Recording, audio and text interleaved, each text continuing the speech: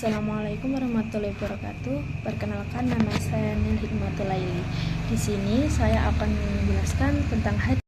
Assalamualaikum warahmatullahi wabarakatuh. Perkenalkan, nama saya Nil Hikmatul Laili. Di sini saya akan menjelaskan hadis yang berbunyi fil bityahil asru hisolin huwa to'amun wa syarabun wa rohanun wa fakihatun wa asnanun wa yagsilul mathanah wa yagsilul batna wa yaksirul ma'a dohri wa yazidu fil jima wa yaqta'ul abarodah wa yunakil basyarah. Nah, artinya dari hadis ini yaitu pada buah semangka terdapat 10 khasiat. Ia adalah makanan dan minuman, kemudian harum atau menyegarkan, buah dan pembersih. Ia mencuci kandung kemih, membersihkan perut, memperbanyak air punggung atau mani, meningkatkan kemampuan dalam berjima, kemudian menghilangkan rasa dingin dan membersihkan kulit. Nah, hadis ini yaitu menjelaskan tentang manfaat dan keutamaan buah semangka, yaitu ad-bitihi, yang dipercaya memiliki 10 khasiat. Nah, dari khasiatnya yaitu yang pertama, huwa to'amun, ia adalah makanan. Semangka itu bisa dijadikan sumber makanan karena mengandung nutrisi dan gula. Kemudian wasyarobun, dan minuman, karena banyak mengandung air, maka semangka ini juga menyegarkan dan menghilangkan rasa haus. Kemudian waroyhanun, yaitu harum. Semangka ini memiliki aroma yang segar dan menyenangkan ketika dimakan. Kemudian wafakihatun, dan buah. Nah, semangka ini kan termasuk jenis buah yang bisa kita makan atau dikonsumsi dalam sehari-hari. Kemudian wa asnanun, yaitu pembersih. Asnan itu berarti bahan untuk mencuci atau membersihkan. Nah, artinya semangka ini bisa membersihkan tubuh bagian dalam kita. Kemudian wa yagsilul mathanah, yaitu mencuci kandung kemih, karena kandungan semangka ini kan airnya tinggi. Nah, semangka membantu melancarkan buang air kecil. Kemudian wa yagsilul batna, yaitu membersihkan perut. Nah, semangka ini dapat membantu pencernaan dan melancarkan saluran pembuangan. Kemudian wa yaksirul ma'a dohri, yaitu memperbanyak air punggung. Nah, maksudnya dari memperbanyak air punggung yaitu memperbanyak air mani atau memperkuat vitalitas untuk laki-laki. Kemudian wa yazidu fil jima, yaitu meningkatkan kemampuan dalam berjima. Nah, ini masih berhubungan dengan yang sebelumnya, karena semangka ini dianggap dapat meningkatkan gairah dan stamina. Kemudian wa yaqta'ul abarodah, menghilangkan rasa dingin. Nah, semangka ini dapat menghangatkan tubuh atau menyeimbangkan suhu badan setelah makan makanan tertentu. Kemudian wa yunaki basoroh, yaitu membersihkan kulit. Karena mengandung air dan vitamin, semangka ini bisa membantu menjaga kesehatan kulit. Nah, dari hadis ini tidak tercantum dalam kitab hadis sahih seperti Sahih Bukhari, Sahih Muslim, Sahih Abu Dawud, Tirmizi ataupun Ibnu Majah. Para ulama tidak menemukan sanad yang valid karena rantai perawi yang bersambung dan terpercaya. Kemudian beberapa dari peneliti hadis ini menilai hadis ini yaitu maudhu atau hadis palsu karena tidak diketahui asal perawinya dan tidak terdapat dalam sumber otentik. Seperti As-Sahawi dalam Al-Maqasid Al-Hazanah menyebutkan banyak hadis tentang keutamaan makanan tertentu adalah tidak sahih. Kemudian Ali Al-Qari dalam Al-Asrar Al-Marfu'ah yang menggolongkannya sebagai hadis tanpa dasar kuat. Jadi hadis ini tidak bisa dijadikan landasan hukum atau dalil agama, melainkan hanya bisa dipandang sebagai petuah atau hikmah yang berkembang di kalangan masyarakat. Nah, walaupun hadis ini tidak sahih, isi kandungannya masih selaras atau relevan dengan pengetahuan modern. Sekian dari saya. Apabila ada kurang lebihnya saya mohon maaf. Wassalamualaikum warahmatullahi wabarakatuh. Assalamualaikum warahmatullahi wabarakatuh. Terima kasih. Di sini saya akan menjelaskan tentang proses tarikh. Saya menelusur dari sumber-sumber utama dan risalah hadis serta rujukan ulama hadis modern yang khusus menilai hadis lemah atau maudhu. Yang pertama, itu ada cari pada kitab Albani, yakni Salsalah al-Hadis ad-Dhaif wal Maudhu'ah. Sebab Anda menyebutkan nomor 4200, saya mencari referensi entry nomor tersebut pada edisi Al-Albani yang lengkap atau kitab 14 jilid dan sumber online yang mendokumentasikan entry-entry beliau. Hasil Al-Albani menempatkan lafaz ini pada nomor 4200 dan memberikan penilaian batil atau palsu. Dalam karya lain beliau, Dhaif Al-Jami' disebut juga nomor 3994 dan dinyatakan maudhu atau direkayasa. Yang kedua itu kita bisa periksa apakah lafaz itu ada di kitab-kitab hadis klasik seperti Kutub Al-Sita, Musnad Ahmad, Tabarani, Baihaqi, dan sebagainya. Terus, hasil penelusuran ini menunjukkan tidak ada lafaz sanad sahih yang menghubungkan lafaz ini ke Nabi Muhammad SAW. Arti lafaz tersebut tidak ditemukan dalam koleksi utama hadis yang muktabar. Selain itu, sejumlah artikel dan fatwa modern menyatakan bahwa tidak ada hadis sahih yang menyatakan keistimewaan medis semangka kecuali hadis yang menyebut Nabi Muhammad SAW pernah memakannya, atau hadis tentang Aisyah Nabi memakan semangka. Terus yang ketiga, lacak publikasi atau popularitasnya di literatur pengobatan atau tradisi populer. Banyak tulisan populer atau akun media sosial menyebarkan lafaz ini tanpa menyertakan sanad. Beberapa forum kajian hadis dan situs ilmiah menyebutkan lafaz ini sebagai salah satu contoh hadis yang tersebar namun tidak valid. Yang keempat itu ada, kita bisa mengecek pendapat ulama dan kitab kritikus hadis. Saya merujuk pada ringkasan penilaian Albani yang memang penulis kitab Salsalah dan rujukan lain atau artikel ulama atau faq yang mengulang bahwa klaim-klaim keistimewaan semangka seperti ini tidak memiliki sanad dan tidak sahih. Itulah proses tahrij. Yang pertama, identifikasi lafaz, telusuri kitab utama, terus rujuk ke muhadisin modern atau Al-Albani, terus simpulkan status berdasarkan bukti sanad dan penilaian ahli. Assalamualaikum warahmatullahi wabarakatuh. Baik, terima kasih. Jadi di sini saya Habibah Sofi akan menjelaskan tentang hasil takhrij atau penilaian akhir dari hadis yang telah ditentukan.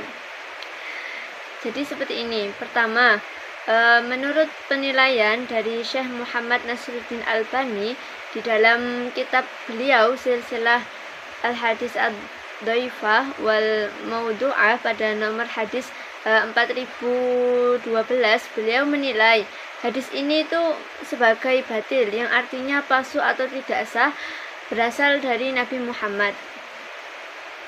Nah, kemudian dalam karya beliau yang lain yaitu Dhaif Al-Jami' As-Shaghir dengan nomor hadis 3994, Al-Albani juga menyebutkan hadis ini tuh maudhu, yaitu hadis yang direkayasa atau dibuat-buat. Jadi, secara kesimpulan, menurut Albani hadis ini tidak dapat dijadikan dasar atau hujjah karena tidak benar-benar berasal dari Rasulullah. Nah, yang kedua yaitu jika kita menelusuri sanad hadis ini ternyata tidak ditemukan sanad yang sahih ataupun hasan yang dapat memuat lafaz lengkap fi al-bakhti as-suruh khausal, yaitu dalam sebuah yang memiliki arti dalam buah semangka terdapat 10 keutamaan. Dalam hadis dengan redaksi seperti ini tidak ada dalam kitab-kitab hadis utama seperti Sahih Bukhari, Islam, Tirmidzi, Abu Dawud, Nasai maupun Ibnu Majah. Oleh karena itu, para ulama menegaskan bahwa hadis ini itu termasuk dalam kelompok hadis yang direkayasa atau minimal tidak memiliki asal atau yang memiliki arti tidak diketahui sumbernya sama sekali dari Nabi Muhammad SAW. Memang ada satu hadis yang sahih tentang semangka, tetapi bukan hadis yang membicarakan khasiat ataupun keutamaannya. Jadi hadis yang sahih itu diriwayatkan oleh Imam At-Tirmidzi nomor 1843 dari Ummul Mukminin Aisyah radhiyallahu an. Dalam hadis itu disebutkan bahwa Nabi Muhammad SAW pernah memakan buah semangka bersama dengan kurma basah atau rutab. Hadis ini dinilai hadis hasan atau sahih oleh beberapa ulama hadis modern termasuk Syekh Albani sendiri. Namun perlu dicatat bahwa hadis tersebut tidak menyebutkan 10 manfaat semangka, melainkan hanya menunjukkan bahwa Nabi Muhammad SAW pernah memakannya.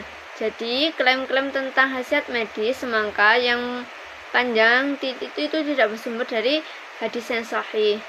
Nah, kesimpulannya hadis fi al-Bakhti asru husal adalah hadis palsu, tidak memiliki sanad dan tidak terdapat dalam kitab-kitab hadis utama, tidak ada di dalam Al-Jami' Al-Jawami karya Asyuyuti, dan tidak boleh dijadikan hujjah atau dasar dalam ajaran Islam. Yang sahih hanya sebatas bahwa Nabi Muhammad SAW itu pernah memakan buah semangka tanpa menyebutkan keutamaannya secara medis ataupun spiritual. Nah, terima kasih, cukup sekian dari penjelasan saya tentang hasil takhrij dari kelompok kami. Kami ucapkan terima kasih. Baik, terima kasih. Jadi di sini saya Habibah Sofi akan menjelaskan tentang hasil takhrij atau penilaian akhir dari hadis yang telah ditentukan. Jadi seperti ini. Pertama, menurut penilaian dari Syekh Muhammad Nasiruddin Albani di dalam kitab beliau Silsilah Al-Hadis Ad-Dhaifah wal Maudu'ah pada nomor hadis 4012, beliau menilai hadis ini itu sebagai batil, yang artinya palsu atau tidak sah, berasal dari Nabi Muhammad.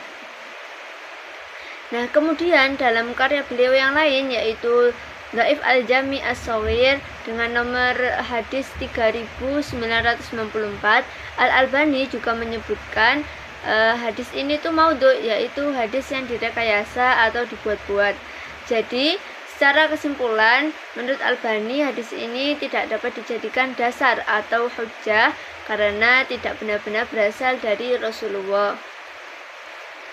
Nah, yang kedua yaitu jika kita menelusuri sanad hadis ini ternyata tidak ditemukan sanad yang sahih ataupun hasan yang dapat memuat lafadz lengkap fi al-Bakhti asru khausal, yaitu dalam sebuah yang memiliki arti dalam buah semangka terdapat 10 keutamaan.